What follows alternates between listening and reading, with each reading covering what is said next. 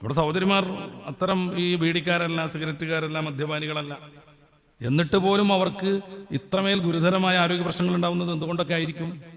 അപ്പൊ അത്യാവശ്യത്തിനൊക്കെ ഇത്തിരി കഴിക്കുക എന്നതിനപ്പുറം, ഞാനൊരു മതപരമായ വിഷയമല്ല പറയണത്, എല്ലാ സംഗതികളും നമ്മൾ മാറ്റിവെച്ചിട്ട് ജീവിതത്തെ ഇങ്ങനെ എടുക്കണം എന്ന് എനിക്ക് പ്രത്യേകിച്ച് അഭിപ്രായമൊന്നുമില്ല. പക്ഷേ ആവശ്യത്തിന് മാത്രം അത് ചെയ്ത് ബാക്കിയുള്ള സമയത്തൊക്കെ അതിൽ നിന്ന് രക്ഷപ്പെട്ട് വേറെ ഏതെങ്കിലും സാത്വികമായ പാനീയത്തിലേക്കോ ഫുഡിലേക്കോ പോയിട്ടുണ്ടെങ്കിൽ അത്രമേൽ നമ്മുടെ ആരോഗ്യം സുരക്ഷിതമാകും. അപ്പോൾ ഡെയിലി രാവിലെ മുതൽ വൈകിട്ടാകുമ്പോഴേക്ക് കട്ടൻ ചായ 20 25 കഴിക്കുന്ന ഒരാൾ ഇന്ന് മുതൽ പതുക്കെ നിർത്തണം എന്ന്. 20 കഴിക്കുന്ന ആൾ ഇന്ന് മുതൽ 10 മതി, നാളെ 5 മതി, അതിൻ്റെ വ്യത്യാസം 3 മതി. റമദാൻ ആകുമ്പോഴേക്ക് ഫുള്ള് നിർത്താനുള്ള ഒരു പരുവത്തിലേക്ക് പതിയെ നമ്മുടെ മനസ്സിനെയും നമ്മുടെ ശരീരത്തെയും പാകപ്പെടുത്തിയിട്ടില്ലെങ്കിൽ നോമ്പിന്റെ ആദ്യത്തെ 2-3 ദിവസം അതിമ തിരിഞ്ഞു കളിക്കും.